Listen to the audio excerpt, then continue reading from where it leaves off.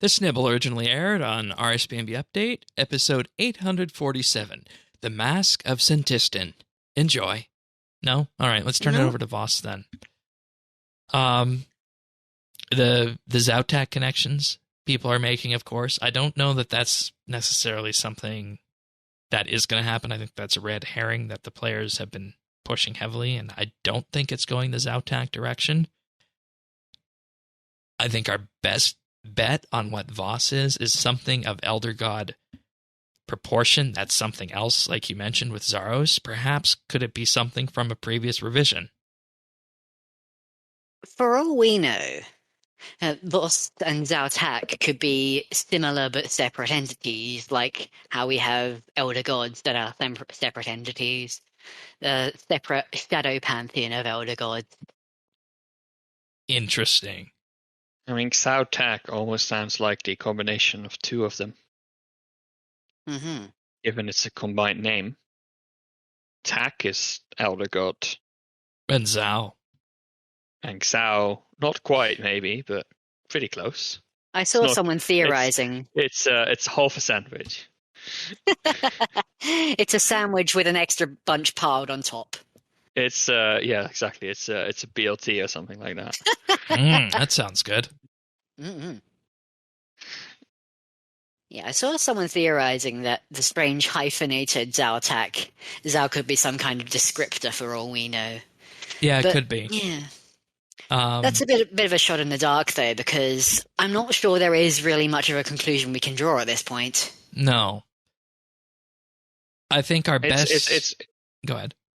Yeah, it's interesting because, in a way, the Elder Gods, they're currently set up as the antagonists of the game, right? Yeah.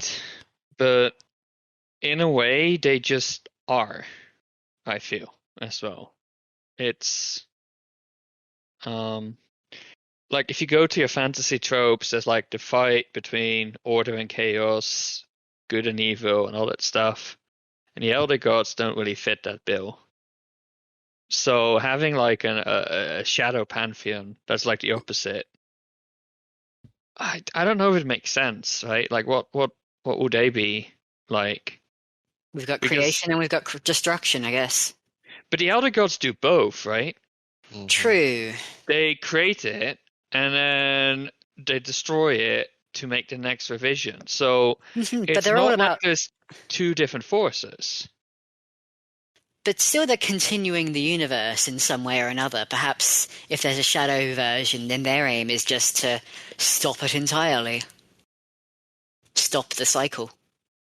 And we also need to remember with that shadow anima is poisonous to the Elder Gods. So with that, would something, if we're going down this whole Voss, Zautak, shadowy business, would it make sense that we could consider Voss as a fifth Elder God? Anti-Elder God.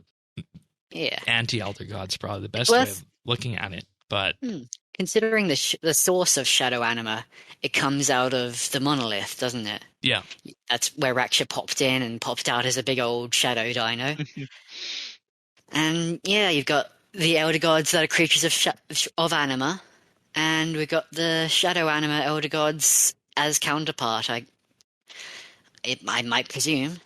So, stringing that all together, and I don't know enough about the lore of the Ambassador fight with that. If you were to take that whole Zautak thing and split that apart, that's 3 of them accounted for, and we really only have 3 active ones currently here. Jazz Full and Wen and Bick. Well, Jazz doesn't have an egg, but 3 of them have eggs here. And there's your 3 counterparts. Oh, I think now that you mentioned the eggs, I'm thinking there's possibly some symbolism in the way that the monolith is seen on the dais. Because, of course, in our dimension, in our version of the world, the non-shadow world, we see the Elder God eggs bobbing about above that dais there in the center of the cathedral. Yeah. But you go into the deep shadow realm, yeah, and you see the monolith there instead, the counterpart to the Elder God eggs. It's also worth noting that the way you see the monolith in the shadow realm is how it was sent to me in the archaeology opening package of that. You got your own close. foreshadowing. So, and in that same general format. So, I don't know. Is there anything else on this, or are we just firing into the dark at this point? Because I feel like I wasn't prepared to come talk about the ambassador with that, but I feel like we need to have a refresh of everything the ambassador says on this in order to truly understand this Zautak business. Because you remember, when you do the ambassador fight, there's those shadow hands and claws that come up from the ground. I think let me just bring up some of Cranon's lore, one of his lore books. All right. It reminds me of what was being said on that bridge, that waterway, where people were hearing essentially what they wanted to hear. What Cranon's been saying is that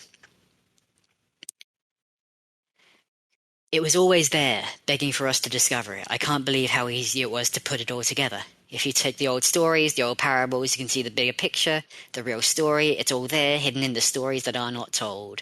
It's him imagining that there is a way to solve the problem of the Dragon King curse in a way that does not involve the immense violence and cruelty that is involved in the Dactyl approach. He's imagining that there's a way to do it in a way that is pure and bloodless. And that's what he's being led to believe by all this, the same things that are leading him to Zautak. And it reminds me of Aurelius looking over the waterway and hearing the shadow saying that all the answers are there with Voss, with the monolith. If you just go deep enough, he'll find Sliske's conviction, all of that, everything he needs. Right, and of course that said going deep enough would be uncovering the monolith and giving into it in order to find everything, all your answers around it, but we know he didn't do that. Mm-hmm. And with that, maybe that's the ultimate conclusion to the Elder Gods arc, is that the player has to do that in such a way that doesn't upset Zaros, because, you know, if we were to do that as World Guardian, would Zaros let us engage with the monolith in that way? Because presumably our World Guardian powers would keep us safe in doing that. We are more shadow anima than your average human being, hey? Yeah.